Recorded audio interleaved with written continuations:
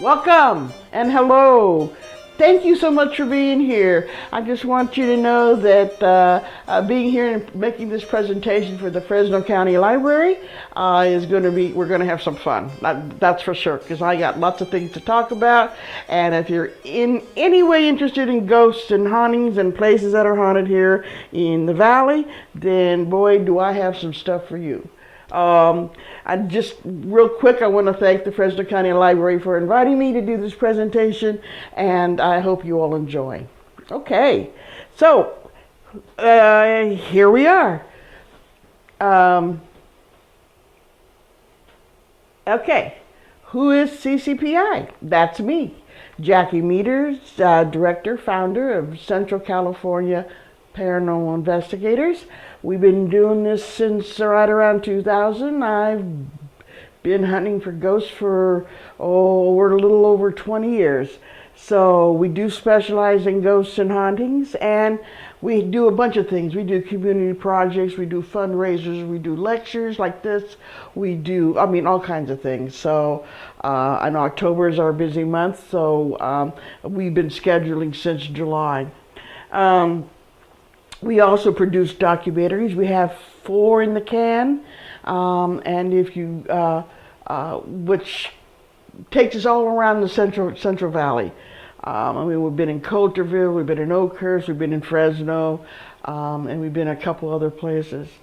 We do produce a show called Paranormal Journeys, and on your AT&T channel or Comcast channel. And we'll give you more information if you're interested at the end. Okay, our team members vary. They vary in age, size, ethnicity. They are all interested in one thing, and they are interested in searching for ghosts and proof that they exist. That's our big thing. We're all interested, but we also want to know that they exist. And okay, next.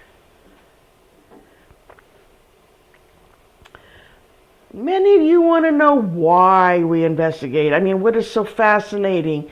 Well, like I said, there's so many theories out there. Scientists say they don't agree that they exist at all, that it's all in our heads, there's a hallucination or mass hysteria. So we're out there going, no, it's not, because when you've been there and you see something or hear something in person, you just can't deny it. It's right there in your face, and you've captured it on either a picture or a recording. So what we want to know who they are, these spirits, and we want to know what they want, and we know why are they here, why are they haunting this particular place, and then how can we see them?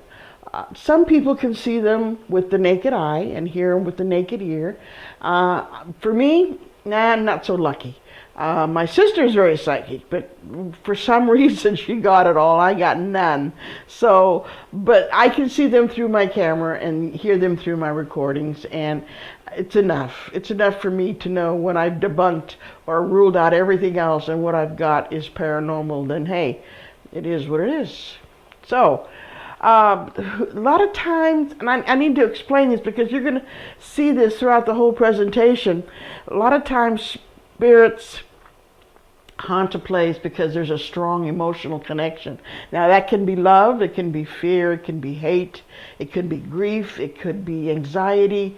But generally, most spirits who haunt businesses and homes, there's that strong emotional connection, and it draws them back. Instead of crossing over, it draws them back to the place where they were the happiest, where they suffered traumatic incidents. So that's why they stick around. So sometimes we need to find those things out, and then maybe they want to move on. Maybe they don't, but maybe they want to move on. And we help them, we don't, but we get people in that will help them cross over if that's what they wish. So, basically, we try to find out why they're here, and so we can help them in any way we can. There are people out there that do spirit rescue, so whenever we come across a case where that's needed, we don't do that ourselves, just don't have the expertise. But some people do. They can help them come in and cross over if that's what they wish, or help them figure out whatever issues they have, anger issues, whatever. Used to have a friend. She had 2 teenage daughters, and her mother lived with them for quite a while. Well, mother passed, grandma passed, and every so often they would smell grandma's distinctive perfume. And so it was normal for them. They'd just say, "Oh, grandma's here." So they knew grandma's here. And then as quick as it came, it would be gone.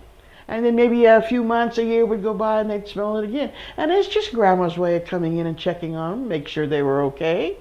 She loved them so much, she was with them for so long, and she had that emotional connection, see? So, but that's not unusual. It's not unusual. It happens all the time. Sometimes the family or a loved one will get a sign. It could be a balloon floating through the air. It could be light bulbs turning on and off. It could be anything. Okay, next. Okay, where do we look for ghosts? Basically, anywhere we can. We're always asking for permission. That's a big point. Number 1 rule: never trespass. Never go onto somebody's property without permission. There's 2 golden rules. That one, and the second one would be never go alone. You just don't go alone. Period. So anywhere we can, we go. So, all right. So could this place be haunted? Looks run down, abandoned, definitely in need of an extreme home makeover. But yes, this could be, but not necessarily. Just because a house is old doesn't make it haunted. Just because somebody dies in a house doesn't make it haunted. There's other criteria. Like I said, the emotional connection for one. But just because it's run down and abandoned doesn't mean it's haunted. Can be an old house. This is the Mayfair district, which is one of the first settlements in Fresno County. Subdivision was built for returning soldiers from World War II. Next. Could be a new house. All right? Doesn't make any difference. We had a case here, husband and wife. Fortunately, it was solved to everybody's satisfaction. Next. And it could be planes, trains, and automobiles. If anybody's ever been to the Atwater Castle Museum, you'll recognize the plane Raising Hell. Definitely haunted. Definitely haunted. I'm going to tell you a little story off to the side here, but we went ahead and did a small investigation with ABC News a few years ago. And it was in October 10th. But anyway, this particular plane had rumors of being haunted. So what we did, we set up cameras on the inside with cables to the outside when we were on the tarmac. And what happened was, now you got to remember, everything's gutted on the inside. There's no electronics. There's nothing. I mean, it's all gutted. Even the padding. I mean, the bare seats, the metal seats, everything's gone. So we sent one of our guys in there, and he went in, and he had a Geiger counter.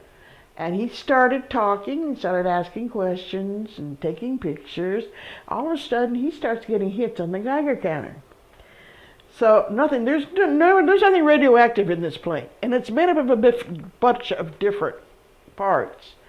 And they had gutted it because they were going to remodel and try to put it all back together again. But he started getting hits on the Geiger counter. So then he started asking questions, and he was getting answers through these clicks. What sounded a lot like Morse code. But anyway, he started getting answers. 2 clicks for yes, 1 click for no. And found out that the guy's name is Arthur. And he was a navigator. So a radio man. Can't remember which one, radio man or a navigator. But anyway, he started having a conversation with Arthur. Okay? And going great. So we spent about 20 minutes there, and then we sent in a woman. Okay? Now, if some of you might remember that women don't go in planes. Women are not allowed in, just like ships in the old days. Women are not allowed on ships and planes. So she went in, sat in the same spot, and nothing. Absolutely nothing. And she's trying to get him to answer. He's not. She's got the Geiger counter. He's not answering. All of a sudden, you hear these two big boom, boom, on the side of on the plane, on the metal. Scared her to death, of course. And but that's all. That's all. The only reaction she got. So she left out of there. We sent another guy in, and it was okay. He got some success, but not as good as the first guy. So he came out, and we sent the first guy back in again. And the whole Geiger counter lit up, and this guy was so happy to see our friend. Now, another thing too, he also had a flight jacket on.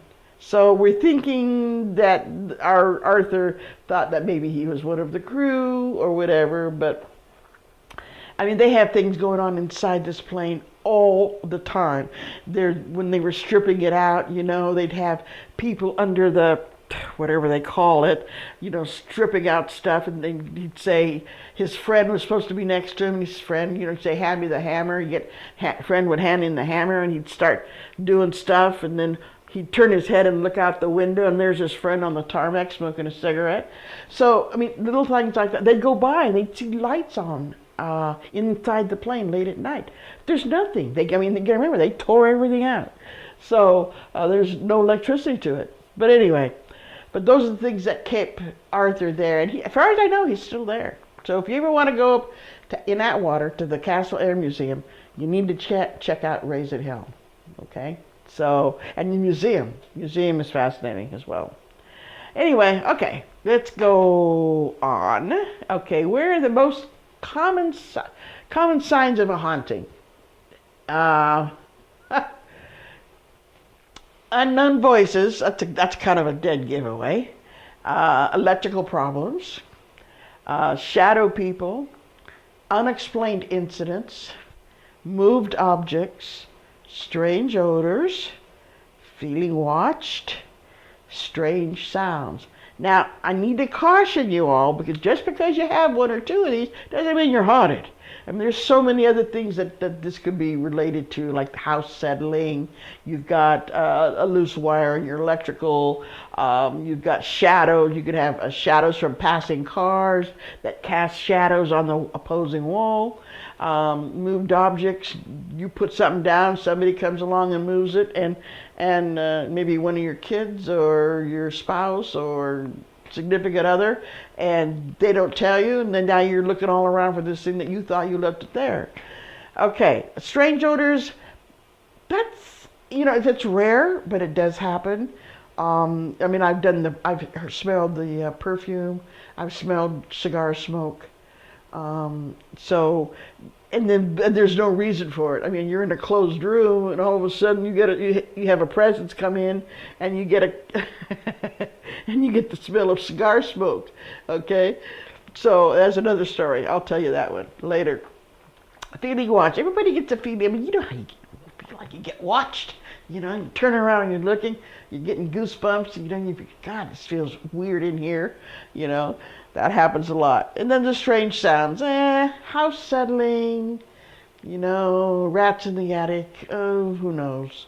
But these are some of the common ones, but you gotta kind of dig out and throw away the stuff and find out what it really is. If it's a plumbing problem, electrical problem that's making those noises, you gotta do all that first. Route all the possible stuff, and then what you have left is paranormal.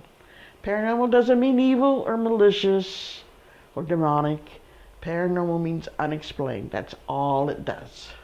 So, next, Nina, please.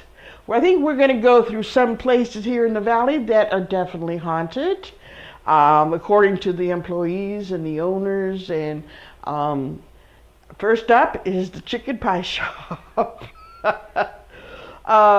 Let me see, Roots Hairs is, and if any of you know the Tower District, it started out like as a dirt road on Olive Avenue with a few scattered homes, some vineyards, some sheep, some horses, a couple of pig farms. So it was pretty rural. In fact, it was called, people in downtown Fresno used to call that part of town the north side of Fresno. It wasn't even called the Tower District back then. So, but anyway, after about 1928, early 30s, it started booming, and they started selling lots of land. In fact, one of the advertisements was with it's 9 feet higher than Belmont Avenue. And if you've lived in Fresno for any length of time, you'll know it's pretty flat. So 9 feet above Belmont Avenue was a big selling point. All right, so once about 1928, things started building up, businesses, more homes, grand homes, and then the streetcar went in, the street to there. So what took normally 45 minutes from the north side of Fresno to get to downtown Fresno in a horse and buggy, now took only 20 minutes. So, but one of these places was the chicken pie shop by, Marie Ross. She was the original owner, and her motto was, keep it simple and keep it delicious. She was busy. She was a hard worker. She was in the kitchen all the time making her pot pies, rattling pots and pans, overseeing her workers. And she was a taskmaster, but she wasn't strict. And she liked having fun every once in a while, playing pranks on her employees. She passed, and Chloe started noticing that perhaps maybe she had never left. They could hear her in the kitchen rattling the pots and pans. They could hear her in her office. They could hear boxes and furniture moving around when no one was there. She was still there, overlooking, overseeing everything, making sure everything was right. She's still keeping tabs on the staff and a chicken in the pot. That's where she was the happiest. Again, there's that emotional connection. She was so tied to this place that she didn't leave. Didn't want to leave. Okay? All right, next, please. Piemonte's Deli. I don't know if you guys ever eaten in Piemonte's? It's a great place, great place. Well, Olga and Gino, husband and wife, owned the shop for, 35 years or something like that. And they loved the place. I mean, they just loved the place. And I think Gino passed first. And then Olga passed, and right after Olga passed, I noticed things happening. Her things in her office would move. They could hear her chair moving around.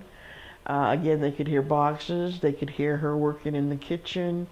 They had ceiling tiles, the squares, and they would lift, and they're heavy. They would lift up and down like this. Okay, not due to any drafts, trust me.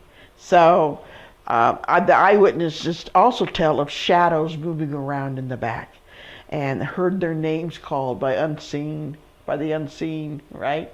Hear your name called, to go what? And turn around and there's nobody there. Freaked me out too. But always I lost my place here. They sold. The place eventually sold. I think it was 2011. The new owners have come to terms with Olga. Sometimes they have packaged bread flying off the shelves. I mean, flying, not dropping, flying. Okay. So, but they used it. I mean, they inherited it when they bought the place. They know, so no big deal. And Olga doesn't really cause any harm. She's just there because that's where she was happiest. She wants to make sure her baby is still going strong and the staff are on their toes and doing what they need to do. Nobody messing around. All right. Okay, the next one is my favorite. The Landmark Restaurant. I don't know how many people have eaten there, but the food is good, and the drinks are not necessarily always liquid. So, but we've got, there's a huge history behind this, and I can only cover just so much. But we've got death, destruction, and dastardly deeds, okay? surrounds this place, and it's very well known. I mean, the owner was Jack Parker. He was up north in Fresno and decided to move down to the Tower District on Halloween in 1996. But anyway, there's quite a few things. I mean, this place is really active. Employees don't like to be alone at night. They don't like to close up. They get eerie sensations. They have weird vibes, and the feeling of being watched are the most common.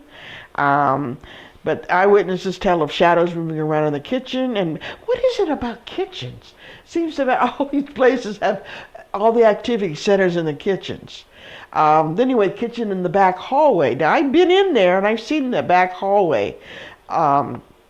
Pots and pans banging, and all the employees have heard their name called, again and again. So people calling your names. Most of the activity occurs in the back hallway and the dining room, which is in the back. Yeah.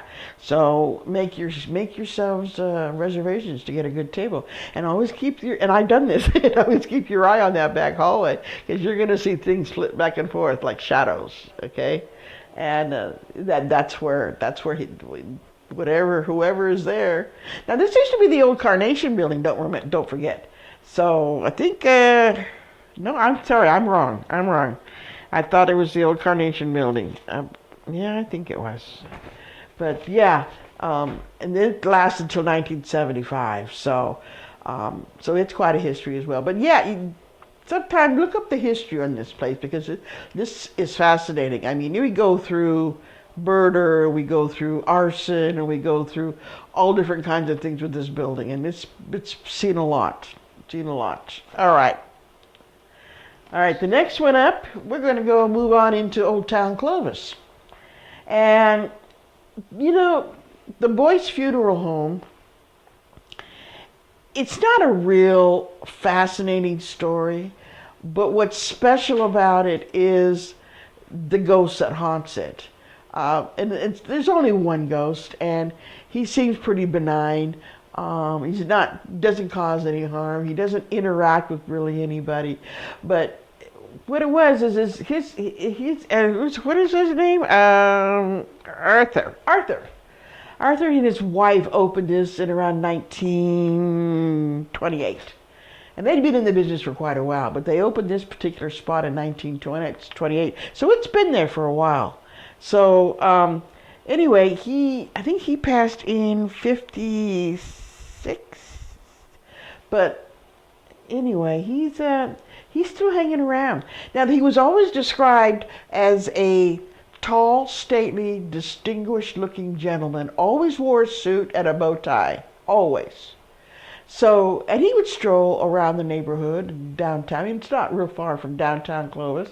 And he was well respected. So, eventually he passed. And, I should mention his wife was the only lady attendant. In that time, ladies weren't allowed in funeral homes. They didn't work there. They didn't belong there. But his wife was the first lady attendant, they called him. But anyway, so the only way I know, and this is what kind of warmed my heart a little bit, was that the former secretary told me that she's seen him, what she assumes is Arthur. She's seen a stately, tall gentleman, distinguished looking, suit, bow tie, and he wanders around the parlor in the living room, and he kind of paces, and he'll sit down, and he'll just watch, and then he quietly fades away. So it's off and on. But I thought that's so gentle, I mean, just like him in life, to do the same thing in death. So yeah, that's kind of, so like I said, it's not a really fantastic, spooky story, but it's just kind of a really heartwarming and down home story. Anyway, that's Arthur. Okay. All right, up comes my next one, and then this is my favorite. You ever eaten at Luna's Pizzeria? Do I have a story for you? This is going to be a long one, but this place, when I first talked to the owner. I didn't know what to expect, but sure enough, and I'm going to, this is long, so I'm going to have to read some of this. In 1969, the Liberta family owned their pizzeria, and to then 13-year-old Bert, who worked in the family restaurant, it was tradition. In 1980, things changed when they were expanding to include the shop next door. Well, what they didn't know is this is where things got interesting, because the restaurant then became home to Harry. Harry is the resident ghost, and this is where things got interesting. Later, they found out that the shop next door, before they remodeled and expanded, they were having their own issues with Harry. Okay, but I don't think they told them ahead of time. But once they expanded, Harry kind of moved into the restaurant. Now he likes the back stairs next to the restaurant, the back hallway. So, and you can sit there and you have that eye line and you can watch that back hallway there. But anyway, so he he likes to swing the doors from the dining room to the kitchen. He likes to, there's shadow people that move around the restaurant, cold spots constantly. And and this may sound weird, but he likes to make coffee for Bert, who now is the owner, runs the restaurant. He likes to make coffee for Bert in the morning. Now I know this is going to sound weird, and you're probably not going to believe me, but you can talk to Bert, and he'll tell you. Bert, when he closes up for the night, he sets the coffee, the prep, the water, the coffee, and everything. Now, it's not on a timer, so he has to physically come in, push 2 buttons to get the coffee started when he comes in early the next morning. Well, mostly when he does that, when he preps that coffee is already brewing when he walks in the door. Harry likes to have coffee ready for Bert, okay? So Harry, for however he does it, I don't know, he pushes these buttons, and when Bert walks in the door, he smells that fresh brewed coffee aroma, and he has to be careful though, because if he's not going to come in early, he has to not set the coffee pot up so that Bert can turn it on, because there won't be any coffee there. But anyway, so Bert's, I think he's adopted the Liberta family, and this place is his own. We don't know where he comes from. We don't even know if his real name is Harry. That's just what they call him, because nobody's really interacted with him before, so we don't know the actual backstory. But there's one other incident. Now, at one point, and this is a few years ago, Luna's was broken into. Okay, the alarm went off. Police arrived just in time to see 2 guys running out of the back of the building, empty-handed. So police nabbed them. They went inside and saw all the small stuff sitting on the table, okay, that they had pilfered, and they were collecting it all, then they were going to bundle it up and take it out. Well, the police asked them, "You got all this stuff ready? You ran out empty-handed. What'd you do there?" And they kept yelling at him, "There's something in there, man! There's something in there!" He chased it out. He chased us out. And they ran out of the building so fast. So, there's something in there. Don't go messing around in Luna's, because the boogeyman will get you. Okay, this is just a sampling of what goes on here in Central Valley. I mean, there's so much more. We hear about stuff all the time. We don't always get permission to go into the buildings to investigate, but hopefully, maybe some people will let us know. I mean, before it was because owners didn't want it known that they were haunted, and then when it got real popular, now they want us to label them haunted. Okay, but it's starting to get quiet again, so people are more hesitant to say we're haunted.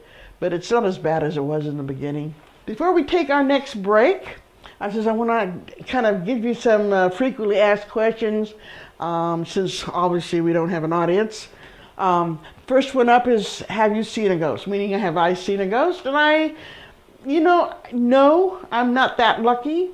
Some people are, but I'm not. I can see them manifest. I mean, I can tell when there's ghosts there, if they manifest, move something. I mean, I've seen them swing chandeliers. I've seen them open and close doors. I've seen them basically as a shadow flit from one room to the other. So basically, I haven't really seen a ghost. I mean, there's apparitions. People can see apparitions. I just can't. But my camera catches a lot. So anyway, the next question, the most frequently asked question is, what about all those ghost hunting reality shows? Well, I'm not a fan. There are some good ones. There are some bad ones. There are some that are not trustworthy. Some that are very credible. And I think people mistake the fact that they take them too seriously. These shows are made for entertainment. I mean, you see a show for an hour, right? But you don't realize that in order to get that hour, they may shoot for 5 days and then condense everything down into 1 hour. So they're just basically for entertainment, not to be taken too seriously. Some of the things in there are really good. Some, not so good. But I think if anything else, they brought an awareness of the role of a paranormal investigator, researching ghosts and hauntings. I think they brought that awareness, and it became really popular. For good or bad, I don't know, but it got me started. So, but they served a purpose, and that some can be very entertaining. Just be careful. Don't believe everything you see. Take it for entertainment only. Okay, number 3, someone dies in a house. Is it haunted? Not necessarily. As we discussed earlier, remember, it's that strong emotional connection that may want a spirit to stay there. Not always, but may want a spirit. I mean, just figure, if everybody who died in the house haunted the house, I mean, we'd be overrun with ghosts, okay?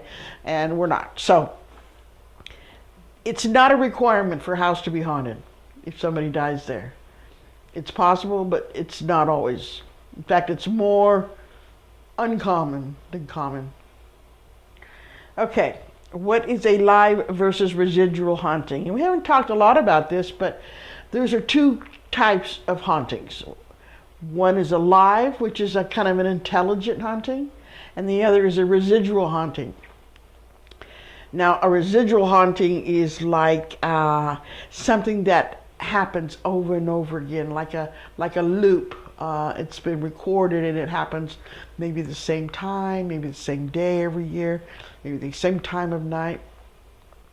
Not always, but it's residual. It's not intelligent. It's like a fingerprint on a loop, and it just happens, and and you can't talk with it. You can't interact.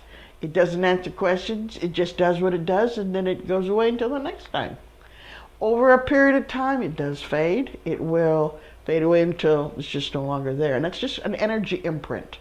That whatever happened was so traumatic, whether it was joy or fear or hate or whatever, it was so traumatic that it left an imprint, fingerprint. And that's why we have residual hauntings. The live haunting is obviously you can talk to it and get answers or whatever. But anyway, do you have a psychic on your team? Yes and no. I do have a psychic as a consultant. She's very good at what she does. Her name is Jackie Harris, and she's with Enlightenment, the Right Hand Path. I've consulted with her on many investigations. I don't think she's missed one. I mean, that she slipped up and was incorrect. So I don't have a psychic on my team every time we do an investigation. Sometimes it's just not warranted. So, but if we do, and I think the case needs that extra investigative tool, then I'll call her up or somebody else if she's not available and have them come join me. I do have 2 or 3 people that I can call on that are very reliable and credible. Yeah, we're going to take a quick break, so grab some more popcorn, go to the restroom, do what you need to do, put the kids to bed. But then we're going to come back and we're going to talk about actual CCPI case files, and you get to see some pictures and hear some recordings of ghosts talking to me. All right.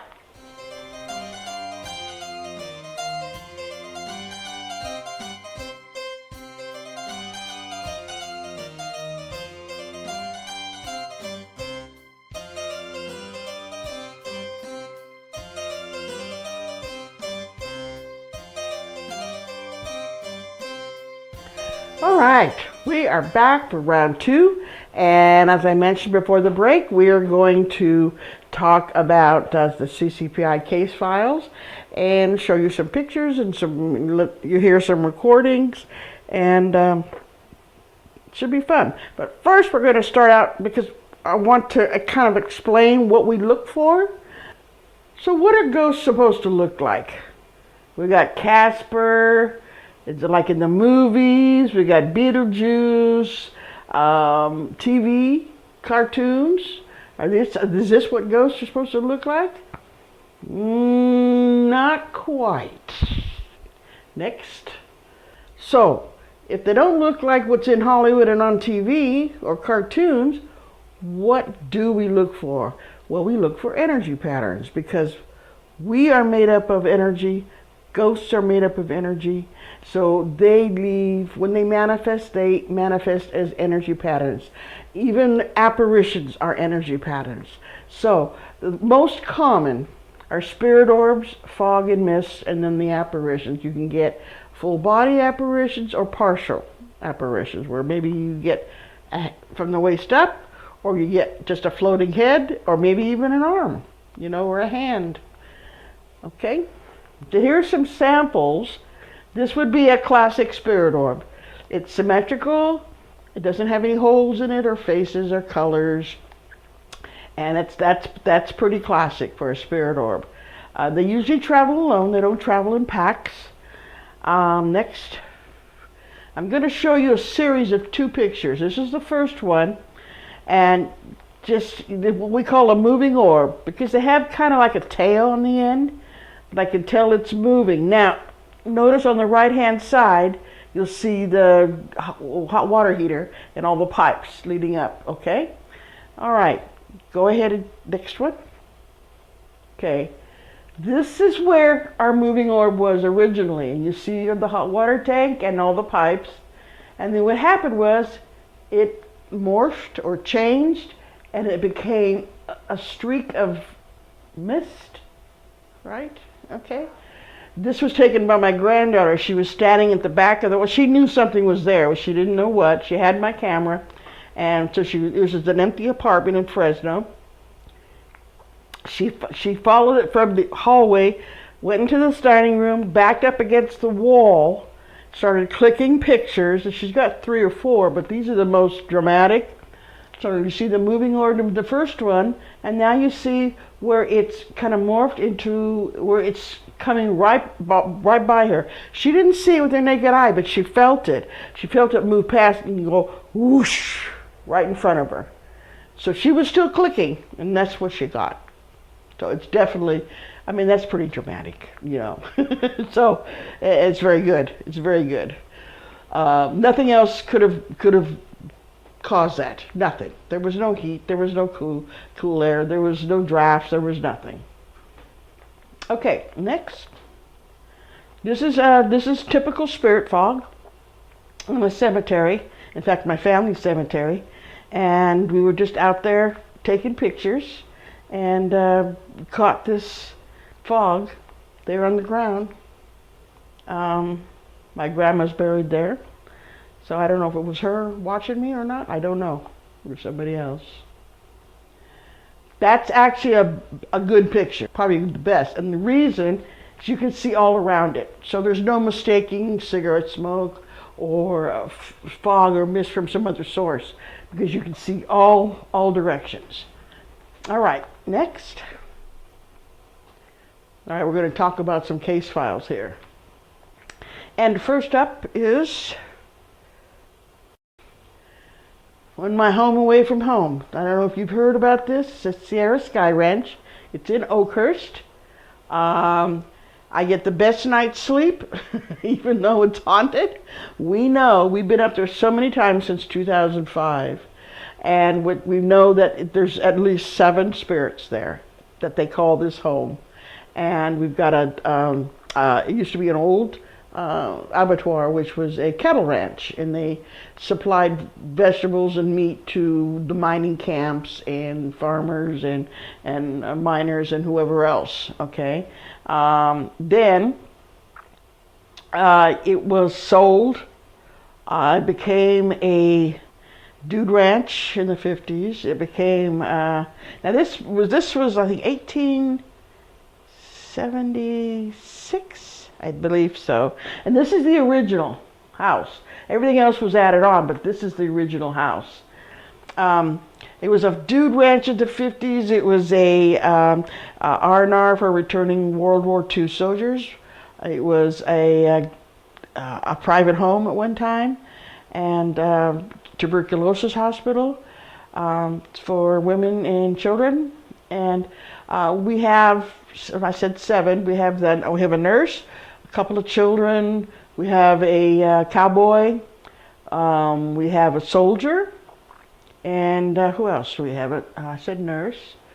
A chef. We have a chef, a cook, and a sous chef. So they stay in the kitchen. And most of them stay in the kitchen. There's a couple that will roam different rooms, but most, like the chef and the sous chef, they stay in the kitchen. They really don't wander out around anymore. The nurse wanders, children don't wander, but I mean, there's plenty of stories.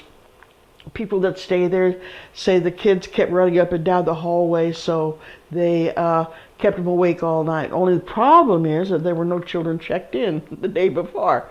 So whoever was there, we like to call them Sally and Johnny. So Sally, I think, is her real name. We don't know the boy's name for sure yet. The boys in the kitchen are Ray and Sam, and we know because they've told us that's what their names are. So we know that. Like I said, this is my home away from home. I've been up here so many times, I can't even count them off anymore. But when I taught class, I brought all my students up here. This is where their field trip was, to put into practice what they learned in class. So, and I never failed. They always got something. Whether it was a personal experience, a picture, recording, didn't matter. I mean, the spirits are very active. So, anyway, let's see some pictures. Next one. Okay, these are some of the pictures my students took. You got a classic orb, picture 1. You've got some mist in the middle there. You've got a few mist pictures. It's just phenomenal. And this is always my favorite. You know, I had taken the class out to the parking lot, because there's a lot of stuff that goes on outside as well. So I had taken my class out. That's me standing in the middle, and that's me here. Student was beside me, and she started taking pictures. And this is the first picture she took. You could see all the mist surrounding us. Like, it looks like somebody standing here, and then not 3 seconds later, she took the second one, and you see nothing. And that's how they're trained. You take 2 pictures back to back. Boom, boom. You don't wait in the middle, and you from the same spot, in the same angle. That's what's called a comparison shot. But you can see all this mist around, so there's more than one there. But then it's not car exhaust. All the cars are cold. This is like 10 o'clock at night. So nobody was coming and going. So, yeah, common sense wise, if all this was exhaust and it was surrounding us, we'd be coughing and trying to catch our breath because of all the exhaust, and we're not, obviously. But yeah, so that's one of my favorites. Okay, and next. Okay, now we're going to show you some. You hear some recordings, and these are taken mostly by my students and up at the Sierra Sky Ranch. So let's hear the first one. Well, Roy, if you don't mind, we're only going to take maybe 1 or 2 more pictures, and then we'll leave you alone. Thank you. We're going to be here tonight And you're welcome to tell us a message anytime that you're ready. Thank you. Did you all hear that? Let's play it one more time. So. Well, Roy, if you don't mind, we're only going to take maybe 1 or 2 more pictures and then we'll leave you alone. Thank you. We're going to be here tonight, and you're welcome to tell us a message anytime that you're ready. Yeah, he was definitely answering her question. And he does. He likes to be left alone. He doesn't like to be bothered. Okay, let's do the next one, the giggle. You like me playing with your toys? I'll leave them alone if you tell me to leave them alone. You hear the giggle? After he first says, you like me playing with your toys, and you hear the giggle. One more time, please. You like me playing with your toys? I'll leave them alone if you tell me to leave them alone. I mean, we're assuming that's one of the kids, but we don't know for sure. Okay, next one.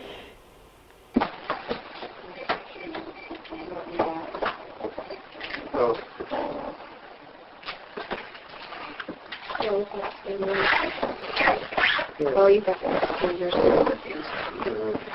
Is this Cliff? Yeah, when I went. Yeah, let's play it again. But yeah, did you hear y'all hear the get out?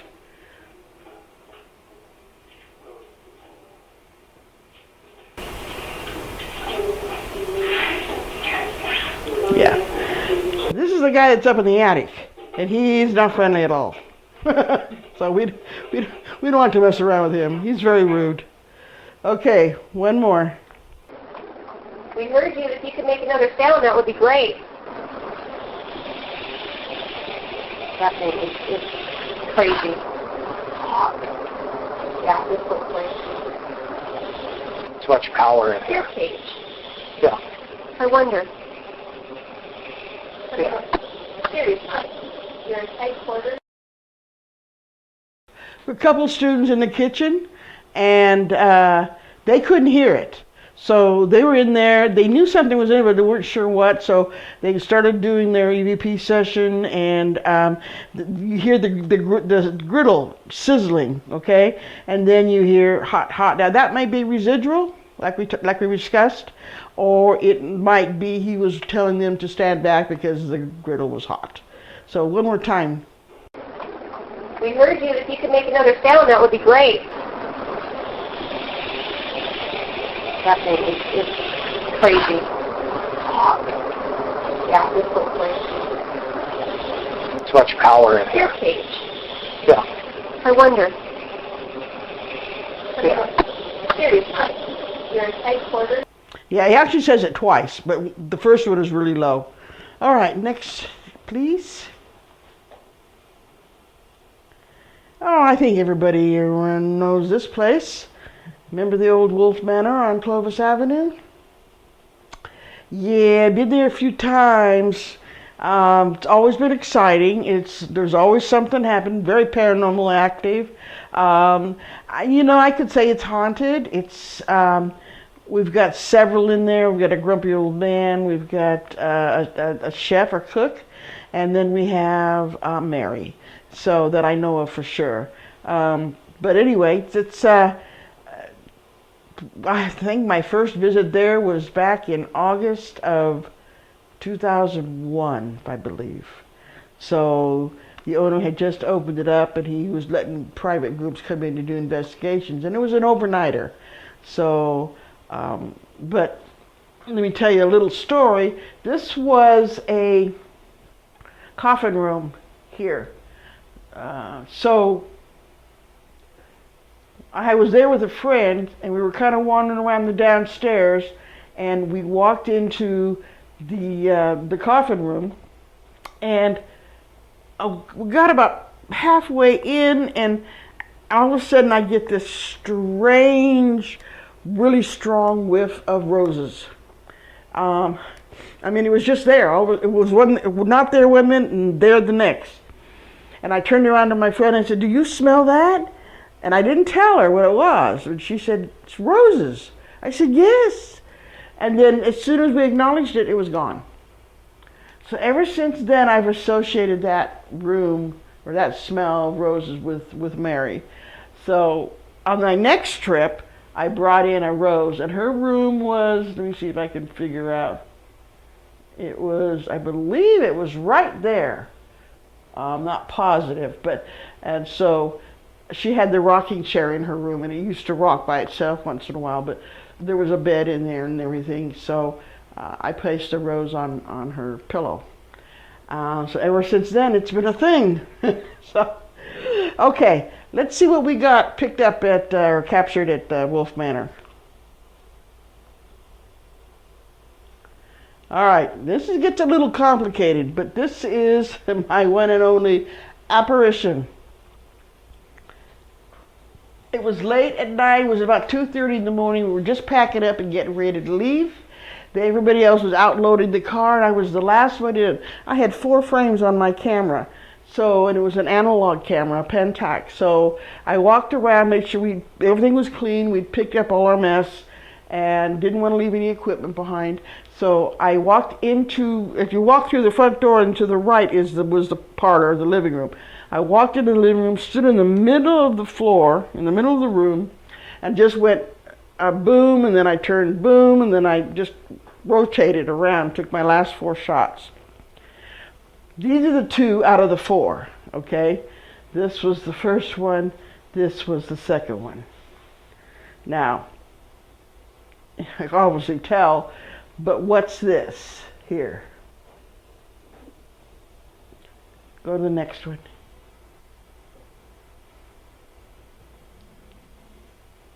Here you can see it's blown up. You can see her arms here. Looks like she's got a hat on. Here's her head, torso, and skirt. I'm assuming it's Mary. So, I mean, she's never said, yes, that's my picture. But, you know, I mean, it was the last one there. I know I didn't feel anxious or scared, but I remember feeling a little antsy. And maybe that was the electricity in the air, maybe, who knows. But can you go back to the previous picture? So you can see what it looked like, and then 2 seconds later, this is what it looks like. Now, this is nothing. It's just, it looks like it's a double exposure, but it's not. Because you've got this chair image going up, you've got the mantle here going off to the side, and you've got some other stuff going on here that's going in a different direction. So everything's going in a different direction, okay? There's no way I could have, like, sold my camera. It's just not possible. But anyway, I mean, obviously, that is not in there, you know. So, and I couldn't duplicate it. I tried to duplicate it, debunk it, and I could not. But a funny story, because when I took my film in to get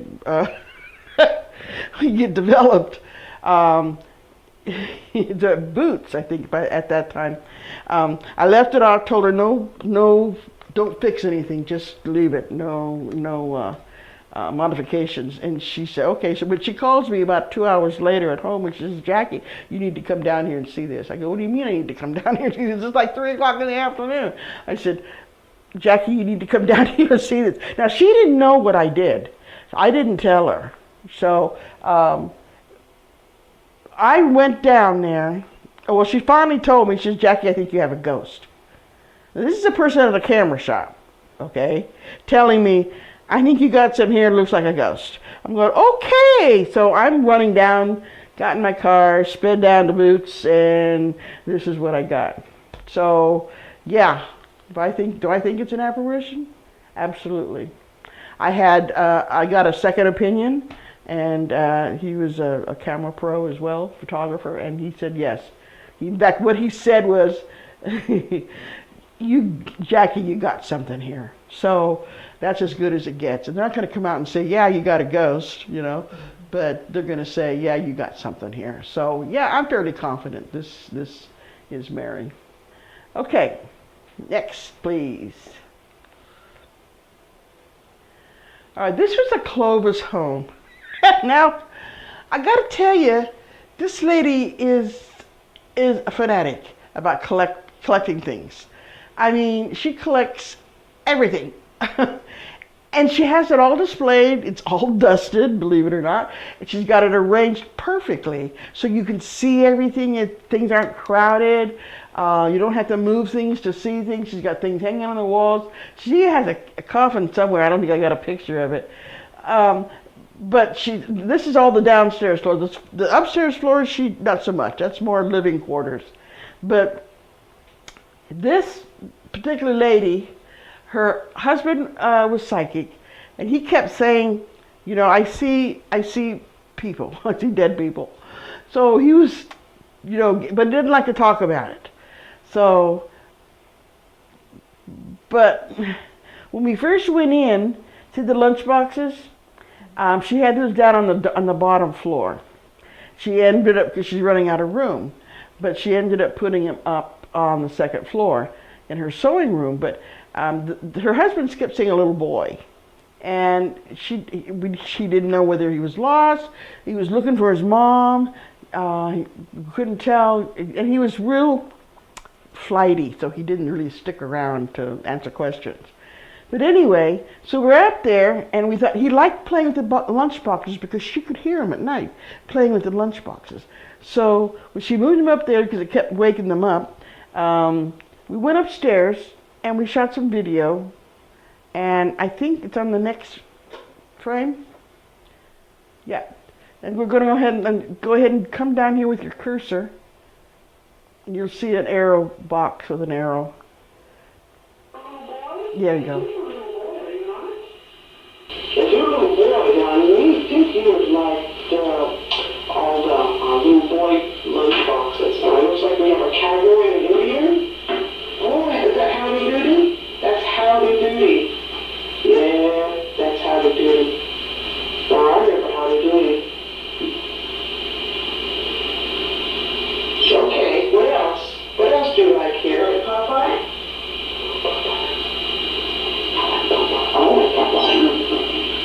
I like Popeye. He likes Popeye. Yeah, he likes Popeye.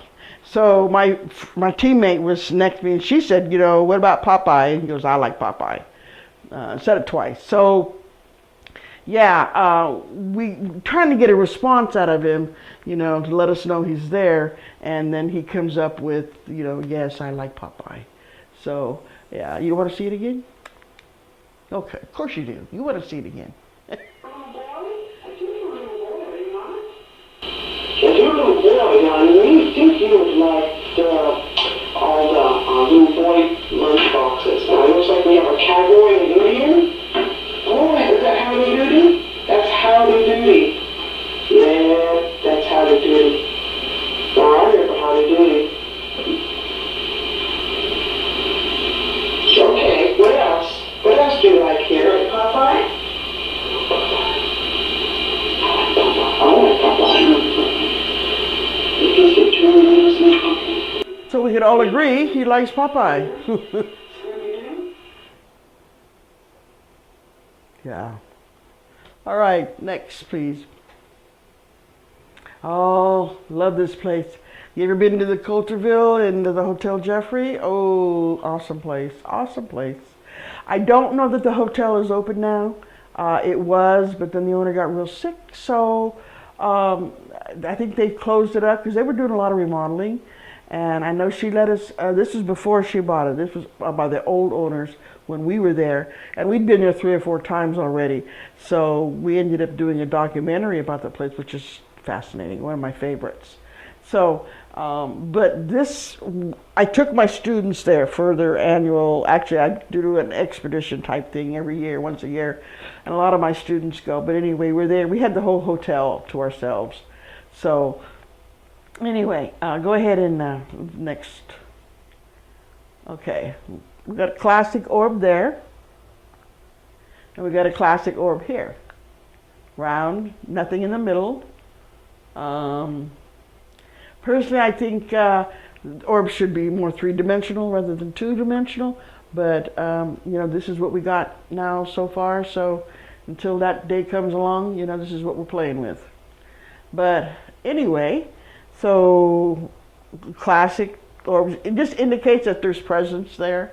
Go ahead in next frame, Nina, please. All right, let's go ahead and click on the first recording here.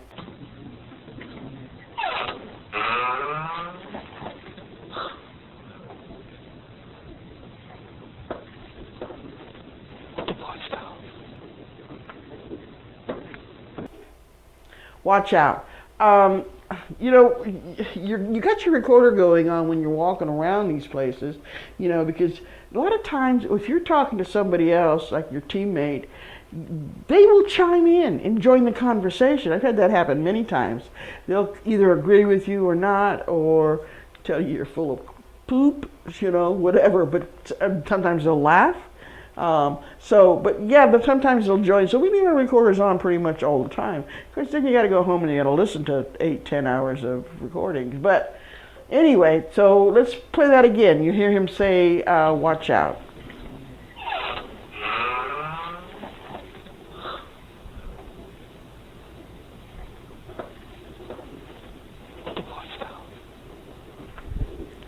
Now I don't know if he was trying to warn us or warn me, but I'd opened the door, walked in, and I get this EVP, electronic voice phenomena.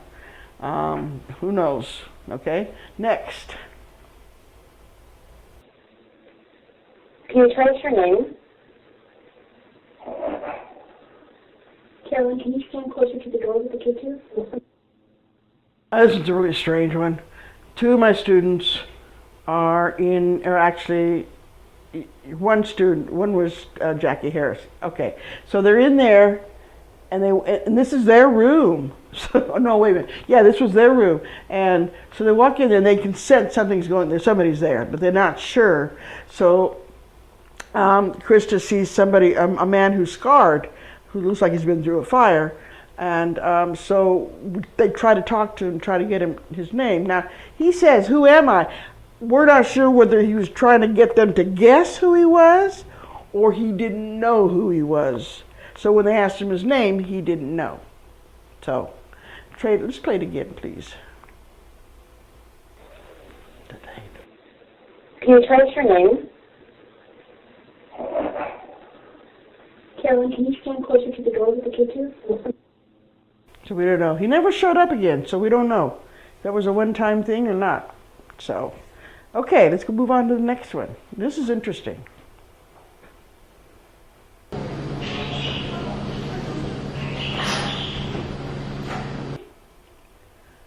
Go ahead, play it again.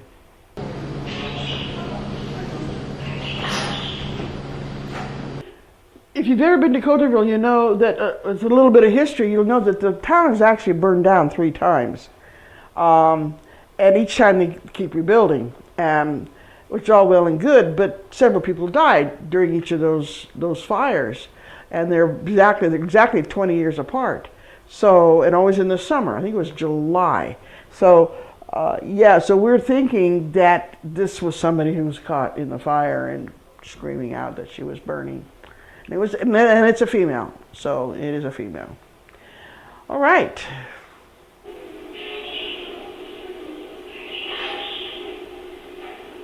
Good. Okay, next. Who's that? Oh, Rawhide Stadium in Visalia. And this, you know, again, as with the one other location we had with the boys' funeral home, we didn't get a lot of evidence here where they called us in to come investigate because some things were happening and they weren't understanding what was going on. So they called us in and we went, and we didn't get a lot of evidence, but what we got was definitely perplexing. So let me go ahead and go to the next one and let me show you what we got here. Now, Sunil, our teammate, caught this, okay? She took a series of shots, not just 1 or 2 or 3. So this is what it looked like normally. And this is like a pantry, storage area. And there's no other exit. There's a door, I think it's into a walk-in storage unit. But there's no exit. This is it. This is the only one. So she takes the picture. Then she takes this one. And you can see there's something here. Okay? Then she takes another one, same spot, same angle, right after, and there's nothing there.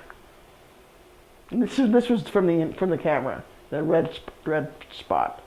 But we're thinking there's something there, shadow man, whatever. We're not sure.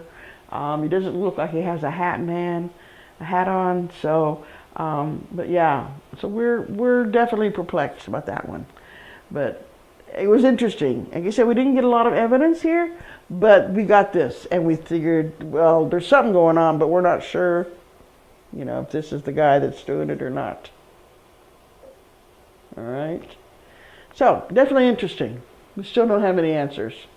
Next, please. Okay. And we got some questions. All right. Can pets see ghosts? Yes or no? Most pets can, dogs and cats especially. They'll bristle, they'll stare, they'll growl, they'll back up. They won't walk into a room or an area where something's there they can't see, or maybe they can see them, I don't know. It's usually a good indication that something's going on, but you got to be careful here because cats stare at stuff all the time. It could be a mosquito or a fly on the wall and they'll be staring, okay? So you just got to be careful. You got to, is there anything else going on? Has anything other things happened before this? So you kind of got to, play detective with something like that. But yeah, they are sensitive and they can detect things. Not all of them, but they can detect things. Okay, do ghosts only appear at night? No, I get this asked probably more than anything else. No, they don't appear. They appear all day long, 24/7. They're there. We don't notice them as much during the day because we're so busy with our lives and going to work and making dinner and taking care of the kids and wondering what I got to put on my grocery list and what kind of cocktail the hubby wants when he comes home, after work. So it's like they're there. It's just when the house is quiet and we're laying there before we fall asleep and we start hearing things, footsteps, doors closing. Maybe we see light go on. Maybe we see a shadow at the end of the bed. Who knows? And those are pretty common. Okay. Do ghosts see us? It's a good question. I think so. I think they do. I think they're aware of us. The intelligent hauntings are. I think they're aware of us. I know I've had responses of something I'm doing, like get out, or tell somebody to get out because they're in their space. So the spirit is telling you to get out. So they know, they're obviously aware of you or they wouldn't say that. So yeah, I think they do. I think they do. Can ghosts hurt people? No. It's not like in the movies or on TV.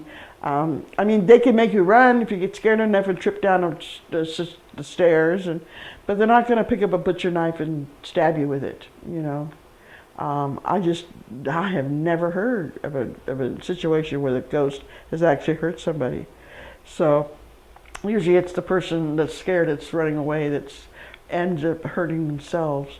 I don't know. Maybe I guess it's possible, but I just don't think it's probable. No. All right. Are there any good ghost movies? And I have a list because I went through these last night trying to think of all these good ghost movies. Now these aren't violent, necessarily or bloody or anything like that, but these are just good old-fashioned ghost stories. Of course, we have the famous Ghost with Patrick Swayze and Demi Moore. We have What Lies Beneath, which is Michelle, what's her name? Harrison Ford and Michelle, I can't remember her last name. The Others with Nicole Kidman. That's a good ghost story. The Sixth Sense, I See Dead People. The Uninvited is an old 1944 movie, okay? And it's good. It's a good old-fashioned ghost story with a little mystery in. The Legend of Hell House, it's a good ghost movie. I don't think it's scary. Of course, what's scary, not scary to me, may be scary to somebody else. I mean, I know you'd be scared. Yes. So, but yeah. So I mean, this is a 1973 version. So, you know, take it for what it's worth. You could always look it up on the internet and find out what it's about. 1408, John Cusack. Yeah, good movie. Good movie. It could be a little scary, but like I said, there's not a lot of murder or blood or violence or whatever in there. Just some strange things happening. Stir of Echoes with Kevin Bacon. I don't know if you guys saw that, but yeah, that's a good. I mean, that's not like a mystery. The ghost is trying to solve her own mystery, and bring the perpetrator to justice, and she works through this one guy. So. Yeah, he keeps seeing these things in flashes or whatever, and then he finally puts it all together and decides who the culprit is. Okay, and the last one I have is Poltergeist, which is probably not really a ghost movie, but it's good. You know, if you haven't, I'm sure probably most everybody's seen it. Maybe not you, Mina. Oh, sure. But my favorite is The Lady in White. It's just a really good family ghost movie. It's got a little bit of mystery to it.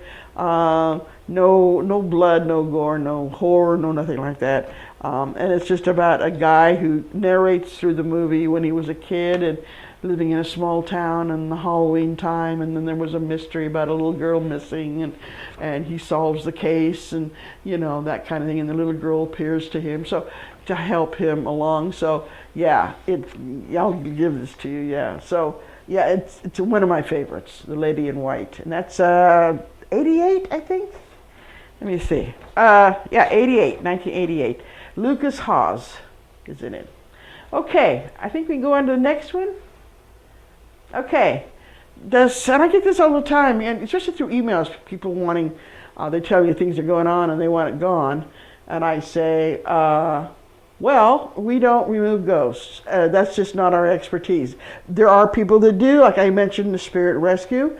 There are people that can remove them, and this time then I would refer to them. We have a lot of people on referral or for consults, and if I saw a case that was coming up here that needed a removal, I would definitely call. But we have to go in first and see what's going on. It's not like we just call somebody in and say, go check this out. We have to go in there and verify that there's something going on and it needs to be gone. Now, I don't make that judgment call. I call the experts in and they do it. So, and it generally there's a fee involved, but that's outside of my jurisdiction here. There are cases where when I meet with people and I go through the interview process, they tell me they're afraid, their kids are afraid, their dog's afraid, and they need it gone. But once they find out who it is, they're okay. They're okay having a silent roommate. As long as they know, they're okay. As long as there's boundaries set. I had a friend who lived in San Jose, and she had a female spirit in her house, and she said, okay, here's the rules. You can go anywhere in the house except my bedroom and my bathroom. That's it. You can have anywhere else. She said, and it was fine as long as the boundaries were set. Once in a while she encroached, but you know, hey, you know, nobody's perfect. But you can do that if you have a ghost spirit and you don't mind sharing space, and you can set the boundaries, and they'll abide. Most ghosts are pretty pleasant people. Well, yeah, people, because they're just like people, same personalities, everything. So if you've got a really happy, lucky person and they pass, you're going to have a really happy and lucky ghost if they decide to stick around. So, do I have it? Oh, do you get scared? People ask me that, what's the scariest thing I've been on, and I haven't. I've been anxious or a little anxiety, especially in the beginning, but not so much now, because I recognize the signs and I recognize, try to recognize what I'm dealing with. So, as a rule, I don't get scared. I at least nothing yet. And I should knock on wood. Where's wood? Knock on wood. I haven't gotten scared yet. So, keep my fingers crossed. I can't say it won't happen. All right, and yes, I have a TV show. We have through CMAC, downtown Fresno, that's Community Media Access Channel. They have a studio, and we film and tape our shows there. They are aired on AT&T Uverse and Comcast. And we go into the studio once a month. Our show airs once a month at the end of the month, last Wednesday of the month at 7. And we just have a lot of fun. You know, it's a talk show. You know, and we do some fluff stuff, and we do some entertaining, and we do some serious stuff. You know, especially if we've got a video that's maybe controversial, and we'll play it and then we'll discuss it. We have guests on. And Mantra, who's a Bigfoot hunter, she's there with me. She's my co-host. And yes, we have been on Bigfoot hunts, and yes, we have had some experiences. And that's a whole different show. But anyway, yeah, check us out. You know, you can go to our Facebook page with our contact information, facebook.com, Paranormal Journeys. Our email, our website. If you want to write those down, just give us a holler. Let me know what you think. And I think we're all good. I want to thank Nina and Jill for inviting me to do this presentation. I've had some fun. And maybe we can do this again about something else, you know. Doesn't have to always be about ghosts, right? But thank you so much. And check out the Fresno County Library. They got some really good things coming up. They got reading programs and all kinds of different things. They got a great genealogy, historical room. I've used lots of times for my research, especially on those sites that we first talked about, like in the Tower District. I've used them many, many times. So great room. Go and check them out. They're pretty good people. All right, you all take care, and we'll see you next time.